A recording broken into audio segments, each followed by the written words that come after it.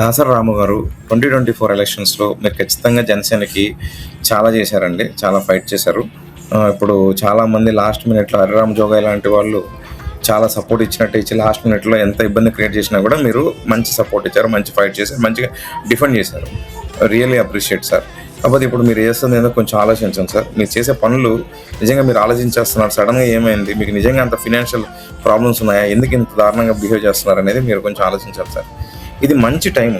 పవన్ కళ్యాణ్ అనే అతను జనసేన పార్టీ విడిగా వెళ్తే ఈరోజు అసలు గెలిచే పరిస్థితులు ఉన్నాయా? అసలు క్యాడర్ ఉందా? రాయలసీమ డిస్ట్రిక్ట్స్లో చిత్తూరు, నెల్లూరు, ఒంగోలు ఎక్కడైనా కానీ జనసేన అనేది క్యాడర్ ఉందా విలేజెస్లో? పవన్ కళ్యాణ్ అతను విలేజ్ తీసుకొని గ్రామ పంచాయతీ తీసుకొని అతను స్లోగా బిల్డ్ చేసుకుంటున్నాడు. ప్రతి రూరల్ విలేజ్లో చంద్రబాబు నాయుడు ఫోటో పక్కన పవన్ కళ్యాణ్ ఫోటో ఉంటుంది. ఎంత ఎఫెక్టివ్గా పవన్ కళ్యాణ్ అనే అతను ఈచ్ డిపార్ట్మెంట్ని తీసుకున్న డిపార్ట్మెంట్ని ప్రూవ్ చేసుకుంటున్నాడు. జీరో కరప్షన్స్తో ఎంత స్ట్రగుల్ అవుతున్నాడు, డే అండ్ నైట్ పని చేసుకుంటున్నాడు. ఇప్పుడు ప్రూవ్ చేసుకొని ఇది మంచి టైం. జగన్ చేసిన అడ్మినిస్ట్రేషన్కి మళ్ళీ అతను పవర్లోకి రాడు, అది అందరికీ తెలిసిన విషయమే. ఇలాంటి టైంలో కాప్ లీడర్లు అనే వాళ్ళు మీరు ఏం చేయాలంటే, ఇప్పుడు బొత్స సత్యనారాయణ కావచ్చు, దాడిశెట్టి రాజా కావచ్చు, ఇప్పుడు ఇలా మన ఇప్పుడు ఈచ్ మన కాప్ లీడర్స్ ఎవరైతే ఉన్నారో బోత్ వైఎస్ఆర్ అండ్ టీడీపీలో వాళ్ళందరిని ఒక దాటి మీద తీసుకొని వచ్చి మాట్లాడి ఒక బ్రిడ్జ్ కింద మీరు ఇప్పుడు అక్కడున్నా కానీ మీరు సెకండరీ లీడర్సే, ఇక్కడున్నా పవన్ కళ్యాణ్ అని అతను లీడర్ అవుతాడు. మీరు సపోర్ట్ ఇవ్వండి, మీకు దక్కే గౌరవం మీకు దక్కిద్ది, మీకు వచ్చే మినిస్ట్రీస్ మీకు వస్తాయి.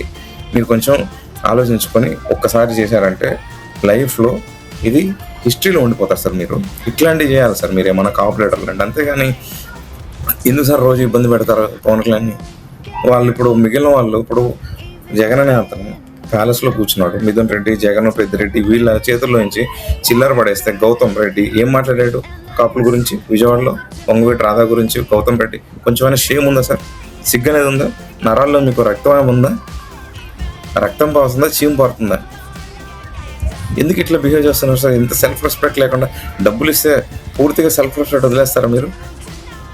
వాళ్ళు అక్కడ ప్యాలెస్లో కూర్చొని చిల్లర అక్కడ బయటకి పిచ్చి కుక్కల చేత అరిపించినట్టు మీరు ఎందుకు వచ్చి అరుస్తున్నారు? పిచ్చి కుక్కలు అరిచినట్టు ఎందుకు అరుస్తున్నారు సార్? మీడియాలోకి వచ్చేసి డబ్బులు ఇస్తే పిచ్చి అరుపులు అరుస్తారా?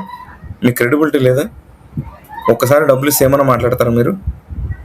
ఎందుకు ఇట్లా అందరు పిచ్చి కుక్కలాగా ఒక్కొక్క మీడియాకి వచ్చేసి మీ పరువు తీసుకుంటున్నారు? ఆమె లాయర్ రజనీ, ఆమె ఒకటే. ఎందుకు ఇట్లా డబ్బుల కోసం ఏమైనా చేస్తారు సార్? మంచిగా పవన్ కళ్యాణ్ సీఎం చేయండి సార్.